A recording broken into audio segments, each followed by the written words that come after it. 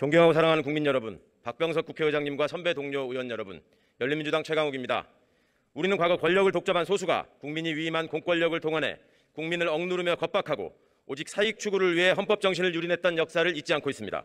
정보기관을 통한 불법 사찰, 이어지는 정치적 수사와 기소로 공안 정국을 만들어 민주주의를 외치는 피맺힌 목소리에 재갈을 물렸던 권력 찬탈자들의 전형적인 수법 또한 기억합니다.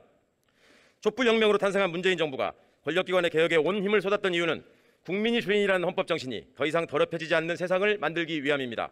그러나 이런 뜻과 노력을 비웃기라도 하듯 음험하게 권력을 탐하는 자들은 아직도 주권자가 위임한 권한을 무소불위로 악용하며 국민을 속이고 권력을 찬탈할 수 있다는 야욕을 버리지 않았습니다. 고발 사주를 통한 청부 고발을 통한 오늘의 헌정농단 사건이 바로 그들의 민낯입니다.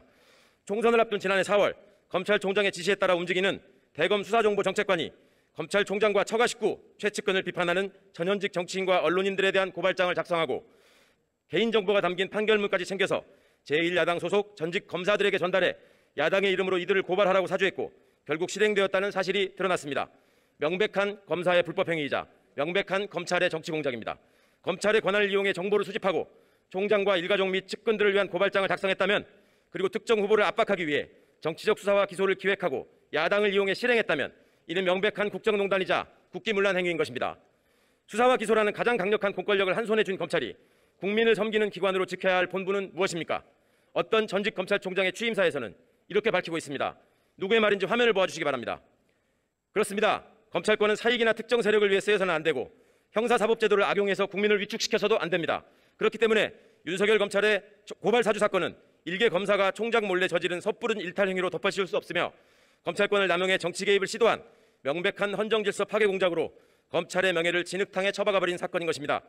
권력기관의 불법적 정치 개입과 정치검사의 권한 남용은 제대로 단죄받은 적이 거의 없습니다. 권력과 결탁한 정치검찰이 한통 속이 되어 사실상 공범으로 움직였기 때문입니다. 초원복집 사건, 삼성 엑스파일 사건, 국정원 댓글 사건, 국정농단 사건에 이르기까지 정치검찰은 권력의 개로 부안해동하면서 정권과 거래하고 기생하며 제 식구들에게 사뭇 당당하게 면죄부를 발행해왔습니다.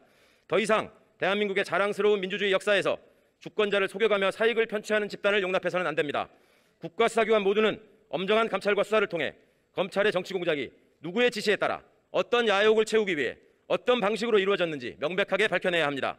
사법부도 자성하고 검찰의 불법적 권한 남용에 대한 엄중한 심리와 판단을 통해 다시는 민주적 기본 질서를 우습게 하는 집단이 준동하지 못하도록 법치주의의 근간을 새롭게 다져야 합니다.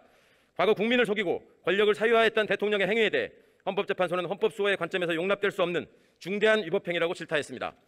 그럼에도 검찰총장의 권력을 사유화하여 오로지 측근 구하기와 정치적 야욕을 채우기 위해 불법적으로 조직을 동원한 정황이 속속 드러나고 있어도 한통 속의 언론을 동원해 진실을 호도하고 국민의 눈을 가리려 여념이 없는 사람이 있습니다. 민주헌정질서의 기본을 훼손한 혐의를 받는 이런 사람이 감히 상식과 공정을 운운할 자격이 있는지 묻습니다. 청부 고발의 또 다른 당사자인 국민의힘도 스스로 반성하고 사실을 밝혀 책임을 지는 데 주저함이 없어야 합니다. 국민 여러분, 권력기관이 설치며 국민을 떨게 했던 시간과 결별해야 합니다. 아직도 권력 사유화를 통한 정치 공작으로 국민을 속여 민주주의를 더럽히려는 사람들에게 가장 무거운 책임을 물어야 합니다. 이제 진정으로 어두운 과거를 청산하고 앞으로 나아갈 시간입니다. 어떤 고난이 있더라도 그 정의와 개혁의 길에 항상 함께 서겠습니다. 경청해 주셔서 감사합니다.